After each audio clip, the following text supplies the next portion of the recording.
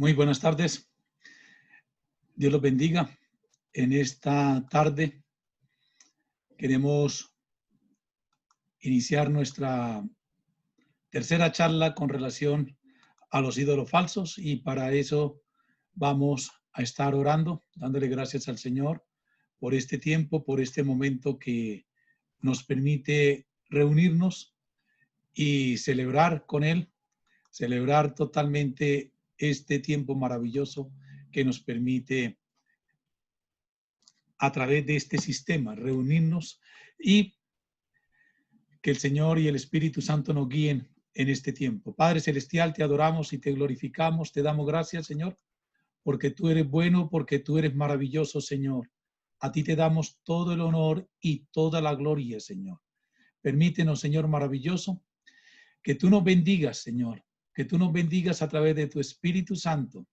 Nos regales la palabra que tú quieres regalarnos hoy. Permítenos celebrar, Señor, en este tiempo también, este tema que tú nos permites hoy, que has colocado en el corazón de cada uno de los que estamos participando, conocer, compartir, disfrutar y qué rico, Señor, que podamos honrarte a ti, glorificarte a ti, Señor, a través de tu santa palabra.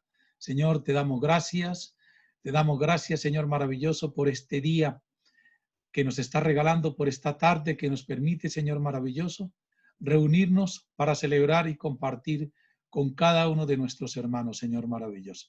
Te damos gracias, Señor, porque tú eres bueno, porque tú eres majestuoso, Señor, y te adoramos y te glorificamos hoy, en esta tarde, a través de esta charla que vamos a realizar a partir de este momento. Bien, hermanos, hoy tenemos la tercera sesión, pero la primera que hicimos fue como una introductoria con relación al tema de los dioses falsos y cómo los tiempos de crisis nos desnudan las situaciones o esos problemas, esas cosas que hay en nuestro corazón. Pero como tal digamos, de los dioses falsos iniciamos ayer prácticamente y hoy vamos a nuestra segunda sesión que tiene que ver con todo lo que usted ha deseado. Y para iniciar este pasaje o este apartado, esta sesión, qué mejor que ir a la palabra de Dios para que sea ella la que nos haga la introducción a este tema. Y la palabra del Señor, que yo quiero invitarlos a que vayan a la Biblia en el libro, en la carta a los Romanos, capítulo 1, versículos 24 al 25.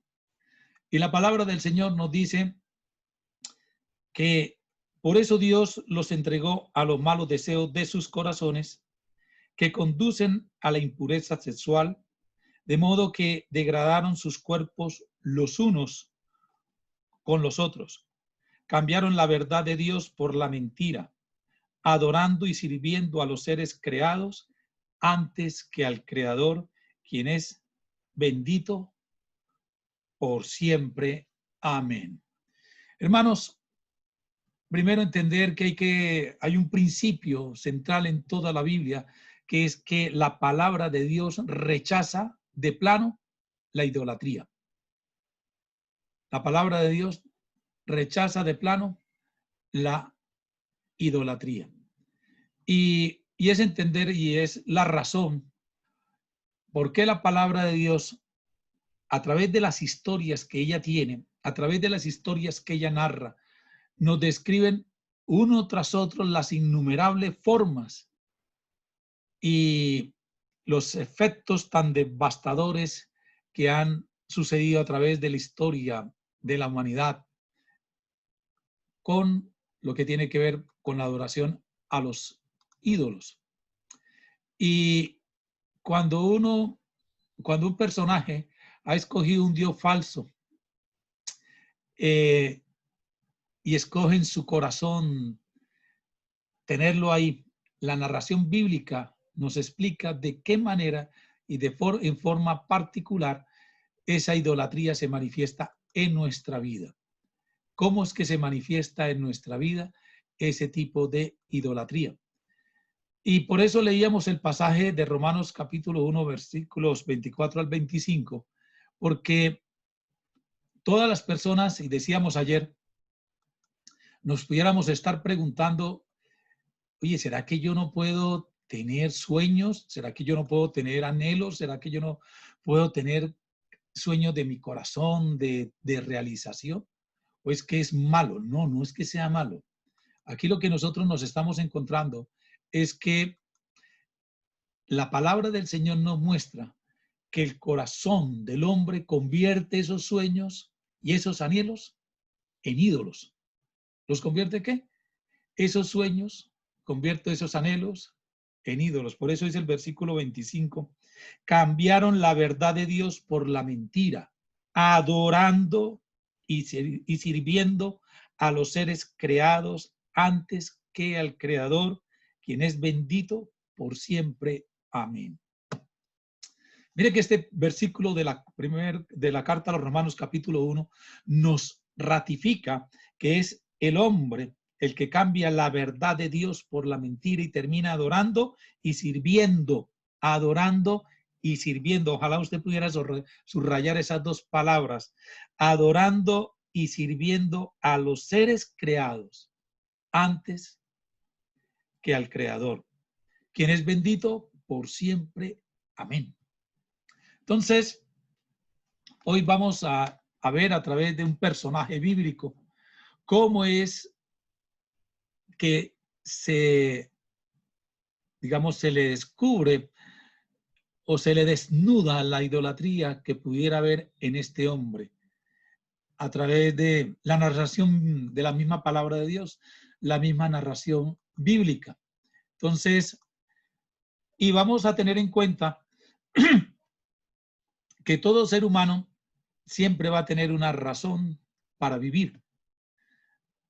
Y es algo que capta nuestra imaginación, es algo en lo cual nosotros nos fijamos para que nosotros podamos avanzar, podamos tener un objetivo y avanzar siempre, alcanzar ese logro. Lo importante es que acá es que nosotros permitamos que el Espíritu Santo intervenga, nos guíe y que ese objeto o ese sueño, ese anhelo, nunca vaya a ser alguien que desplace a Dios.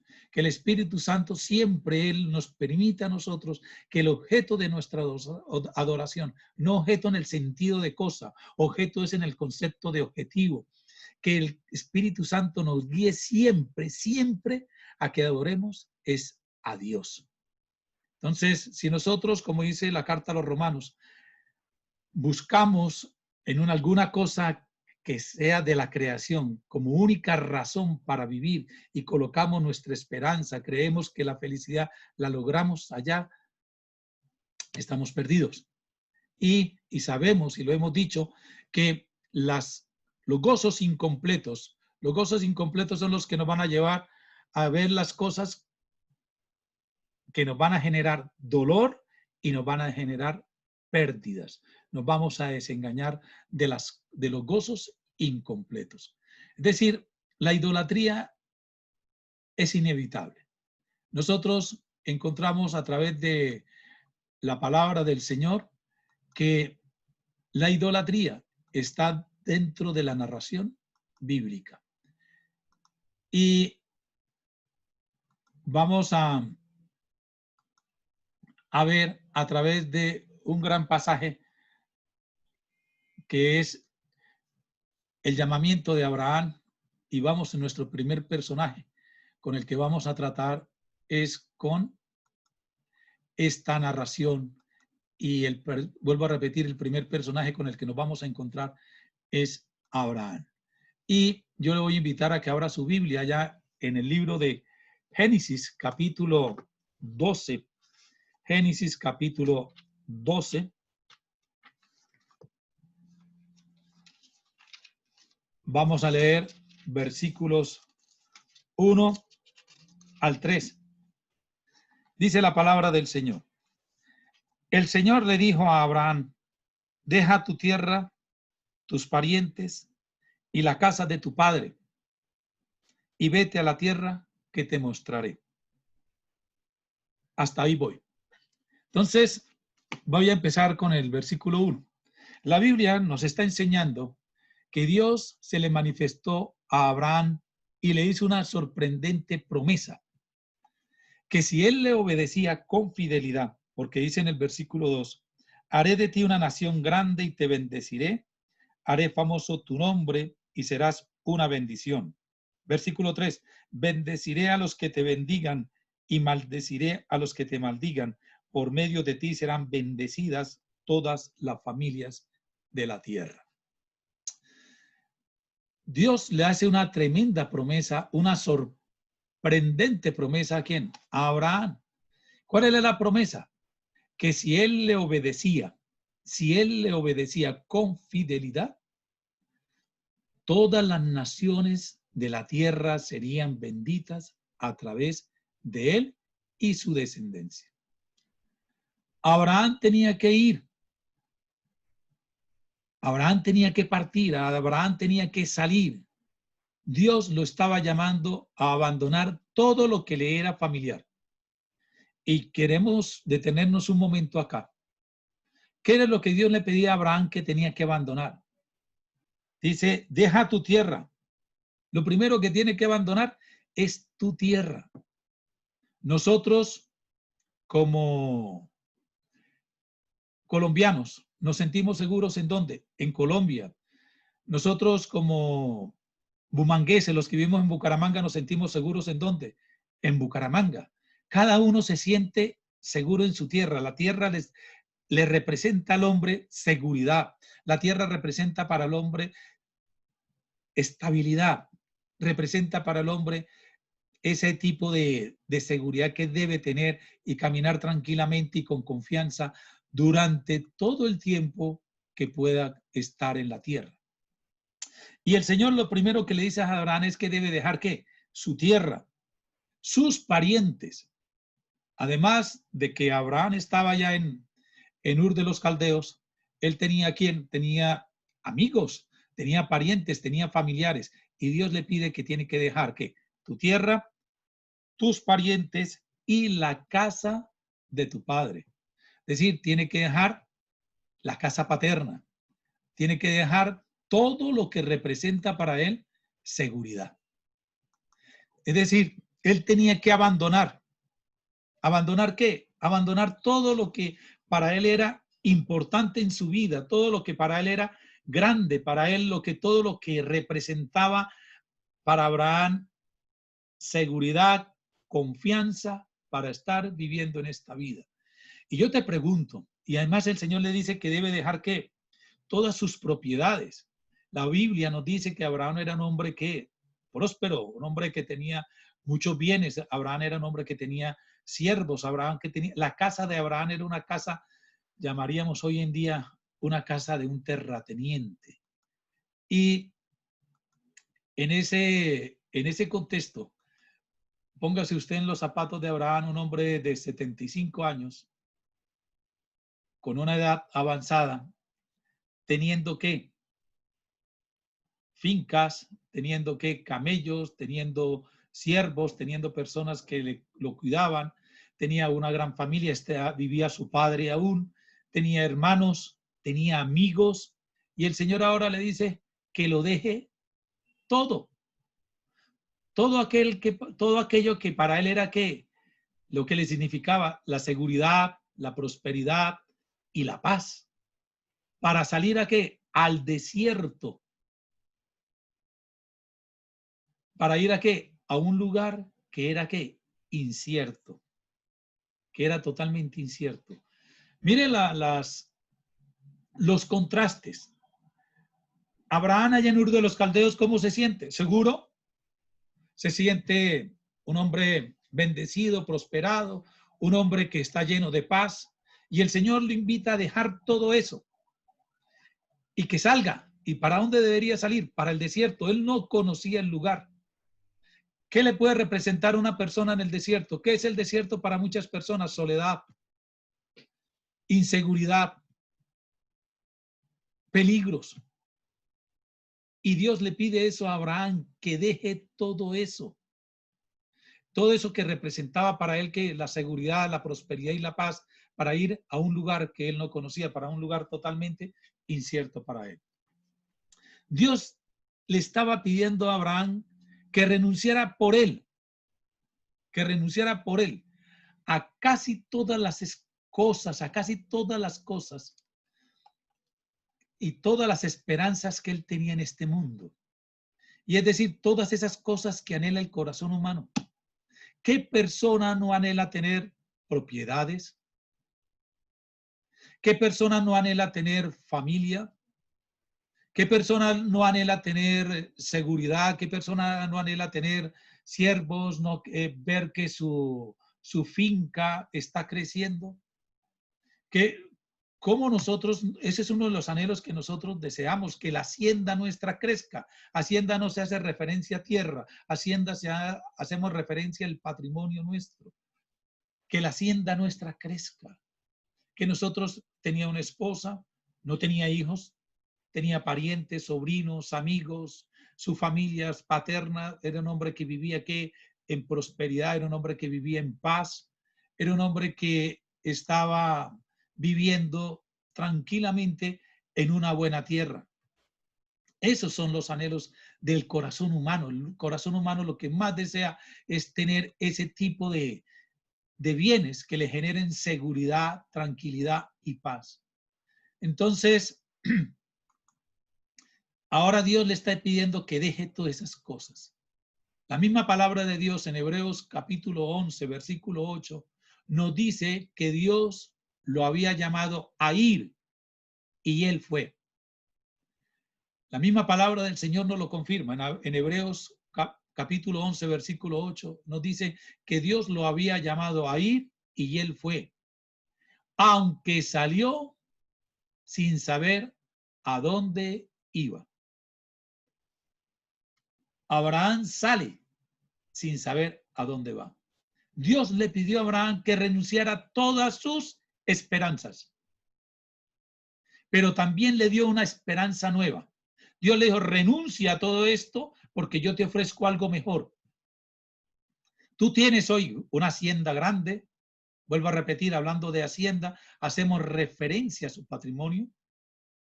Tú tienes hacienda, tú tienes hoy algo maravilloso, tú tienes amigos, tú tienes parentela, tú estás creciendo, pero todo eso que tú tienes, si tú renuncias a eso, yo te voy a dar algo mejor. ¿Y qué era eso algo mejor que el Señor le estaba ofreciendo a Abraham? Que todas las familias de la tierra serían benditas en su familia, es decir, en su descendencia. Versículo 7 del capítulo 12 de Génesis. Dice, allí el Señor se le apareció a Abraham y le dijo, yo le daré esta tierra a tu descendencia. Yo le daré esta tierra a tu descendencia. Es decir, el Señor le está diciendo a Abraham, deja todo lo que tienes y ve a lo que yo te voy a mostrar. Yo te voy a dar una tierra donde tu descendencia va a ser grande, porque todas las familias de la tierra van a ser benditas a través de tu descendencia. Y aquí la pregunta que nos haríamos nosotros es ¿cuál? ¿Abraham le obedeció al Señor por amor a un hijo? ¿Por amor a un niño? Recuerde que Abraham no tenía hijos. Entonces, ¿será que Abraham dice, Dios se me presenta, Dios me habla, Dios me está hablando de descendencia, quiere decir que yo voy a tener hijos? Y la pregunta que nos haríamos nosotros, ¿Abraham se sacrificó por amor a Dios o por amor al niño? ¿Abraham estuvo dispuesto a dejarlo todo por Dios o por el niño que el Señor le prometió? La otra pregunta que nos pudiéramos hacer es, ¿había aprendido a confiar solo en Dios, Abraham? ¿A amar a Dios por lo que Él es o por lo que podría obtener de Él? Yo quiero que estas preguntas nosotros las dejemos para reflexionar. Unas preguntas a las cuales nosotros podemos llegar a reflexionar dentro de nosotros mismos. Es decir, yo he aprendido a confiar, voy a colocarla no en el personaje de Abraham, sino la voy a colocar en mí. Yo quiero que tú te la coloques también en tu nombre. He aprendido a confiar solamente en Dios, por amor a Dios o por lo que Dios me puede dar a mí. Ahí está la clave. Toda la clave de este tema que nosotros vamos a ver de la idolatría está ahí. Yo amo a Dios porque, por lo que es Dios o por lo que yo puedo obtener de Dios. Por eso es la pregunta que le planteamos a Abraham. ¿Abraham se sacrificó por amor a Dios o por lo que iba a obtener de Dios? ¿Qué era lo que iba a obtener de Dios? Dios le prometió algo. ¿Qué le prometió Dios? Algo que él anhelaba, algo que él deseaba. ¿Qué era lo que él anhelaba y deseaba? Un hijo. Por esto, esta sesión la llamamos así. Todo lo que usted ha deseado. Nosotros, decíamos, la mayoría de las personas deseamos tener, lo que anhela nuestro corazón es tener muchas cosas que nos generen seguridad, que nos generen ¿qué? Prosperidad, que nos generen ¿qué? Paz. Todo eso lo tenía Abraham. Lo único que no tenía él era un hijo. Y Abraham pudiera ver, oiga, mire, yo tengo una hacienda gigante, tengo camellos, tengo ganado, tengo siervos, tengo trabajadores, tengo una esposa, tengo muchas cosas, pero yo preferiría no tener nada y tener un hijo. De pronto se hubiera dicho Abraham. Mire, mi vecino no tiene todos los bienes que yo tengo, pero tiene hijos. Yo tengo muchas cosas, pero no tengo hijos. Ahora Dios viene y se le presenta, le dice, Abraham, deja todo lo que tú tienes. Deja todo y vete a la tierra que yo te voy a mostrar. Y en el versículo 7 le dice que el Señor se le presentó a Abraham y allí el Señor se le apareció a Abraham y le dijo, yo le daré esta tierra a tu descendencia. Entonces la pregunta, vuelvo a repetir, ¿Abraham se sacrificó por amor a Dios o por lo que Dios le iba a dar? Un hijo. La pregunta nos la trasladamos ahora a nosotros. Nosotros hemos aprendido a confiar en Dios por lo que es Dios, por lo que amamos a Dios o por lo que Dios nos puede dar a nosotros. Esa es una gran pregunta que cada uno de nosotros nos tendremos que responder. Y es una invitación a que la reflexione, que tú puedas tenerla grandemente en su corazón. Y hay un segundo llamamiento que el Señor le hace a Abraham. Y el segundo llamamiento que Dios le hace a Abraham está en Génesis capítulo 22. Y en ese llamamiento que el Señor le hace a Abraham es bien interesante, porque ya a esta historia del capítulo 12 al capítulo 22, en estos 10 capítulos, ha pasado a la historia. ¿Cuál es la historia? Abraham es padre. Abraham tiene un hijo al que él ama. Ese hijo que él ama se llama Isaac.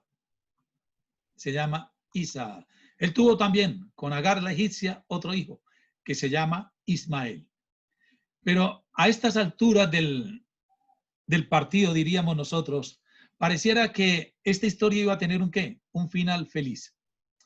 Y es cuando entonces Dios llama a ¿quién? A Abraham nuevamente y le hace un pedido sorprendente. Mire que Dios le pide a Abraham, en el primer llamamiento le pide, deja tu casa, deja tu tierra, deja tus parientes y vete a la tierra que yo te voy a ¿qué? A mostrar. Y vete a la tierra que yo te mostraré. Primer pedido de Dios. Y si tú me obedeces, yo te voy a bendecir. Y todas las familias de la tierra serán benditas en tu descendencia. Ahora el Señor le hace un segundo llamamiento a Abraham. Y en este segundo llamamiento a Abraham, el Señor le hace también un pedido nuevo y que es sorprendente para Abraham. ¿Cuál es? Versículo 2 del capítulo 22 de Génesis.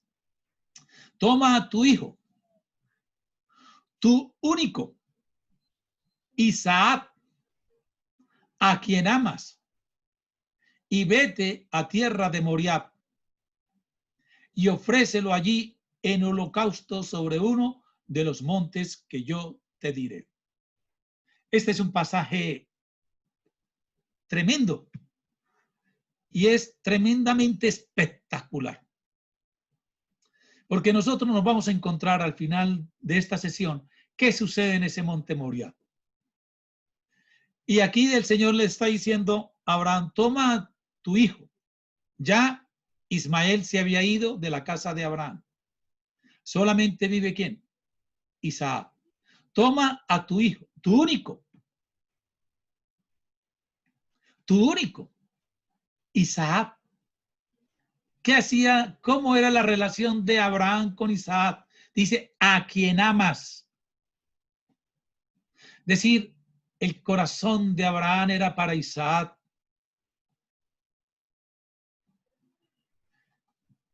Abraham amaba a Isaac.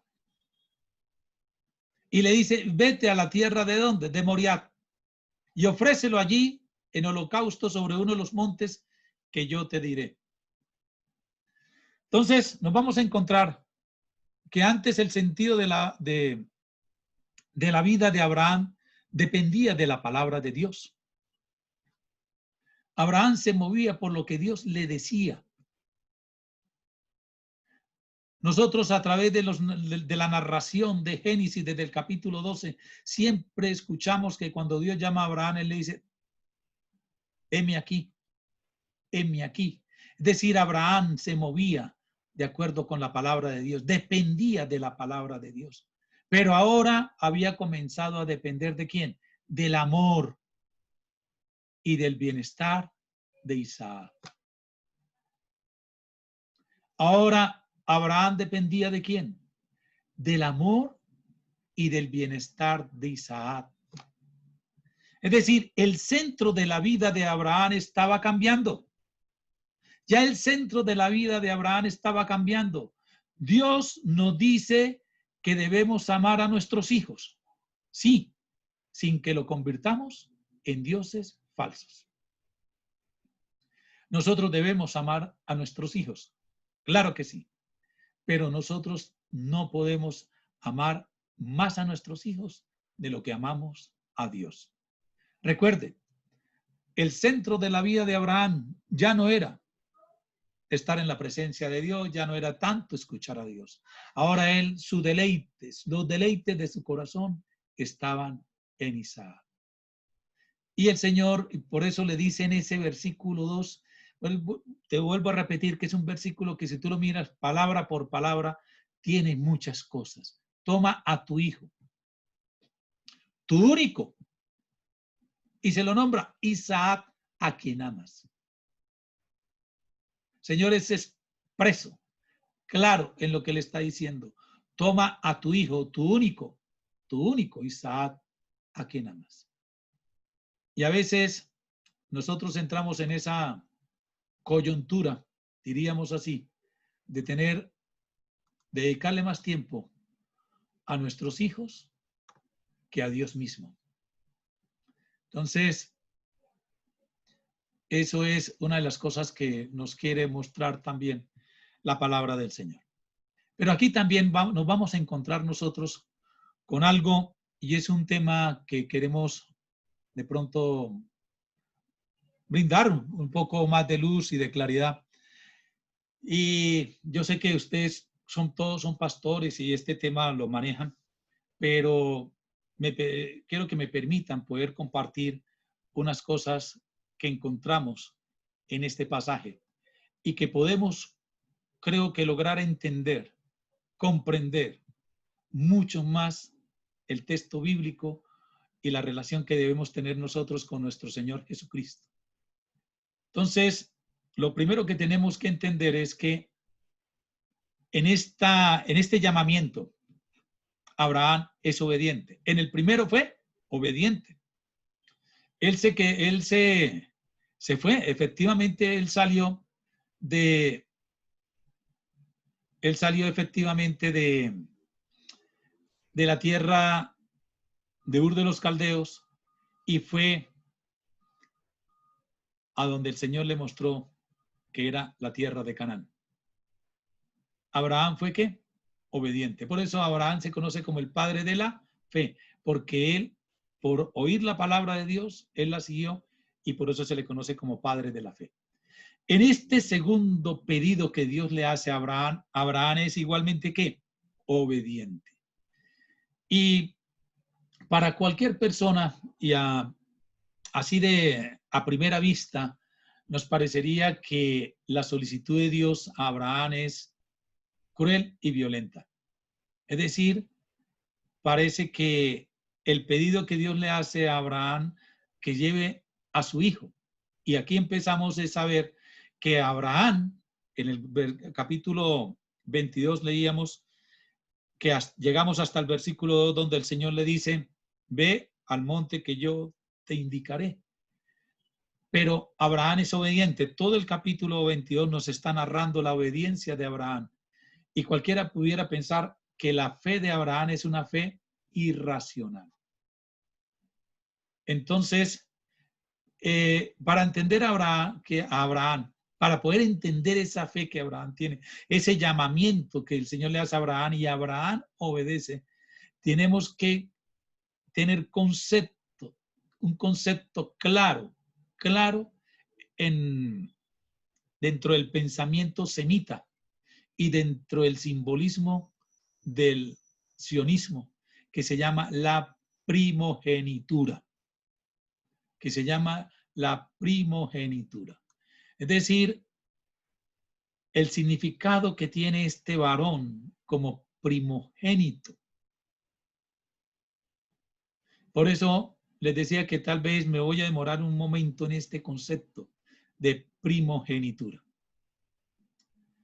Nosotros en el libro de el apóstol Pablo, carta del apóstol Pablo a los colosenses, nosotros nos encontramos el concepto de primogenitura también.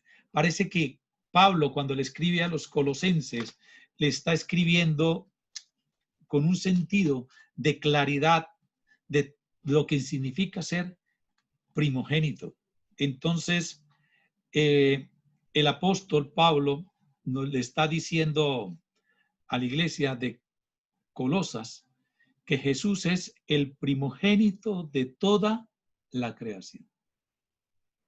Que Él es el primogénito de toda la creación. Y aquí entra este concepto de primogénito. ¿Y qué quiere decir la primogenitura? Que el hijo mayor era el que recibía la mayor parte de las propiedades y las riquezas, de manera que la familia no perdiera el lugar que ocupaba en la sociedad. Y también quiero decirles algo, en esos tiempos antiguos, todas las esperanzas, todos los sueños de un hombre y de su familia descansaban en la persona del varón primogénito. ¿Descansaban en dónde? En la esperanza del varón primogénito. Es decir, yo no sé, tal vez los que son contemporáneos conmigo o más antiguos, en las familias nuestras, el papel del hijo mayor era muy importante. Inclusive los padres delegaban la autoridad de la casa en el hijo mayor. Y el hijo mayor tenía una autoridad sobre los hermanos menores. Es decir, esto es un concepto de primogenitura, donde todo sueño de un hombre, de una familia, van a descansar siempre en el varón primogénito. Es decir, y vamos a entender, ¿y por qué el Señor Jesucristo? ¿Por qué el Señor Jesucristo es el primogénito de toda la creación? Ese concepto que usted va a encontrarse allá en Colosenses, donde el apóstol Pablo dice que Jesús es el primogénito de toda la creación, nos vamos nosotros a encontrar también con qué quiere significar esto y este momento que está viviendo Abraham caminando hacia el monte Moriah. y cómo esto nos va a impactar y vamos a entender y vamos a poder comprender verdaderamente cuando Cristo fue allá al mismo monte, al Moriah, fue allá, al monte del Calvario, a morir por cada uno de nosotros. Pero una de las cosas con las cuales podemos trabajar y entender es este concepto de primogenitura. Amados hermanos, continuamos con esto dentro de unos minutos porque se me cierra y voy a hacer una grabación. Entonces, a las 4:45 nos vemos por este mismo canal. Dios los bendiga.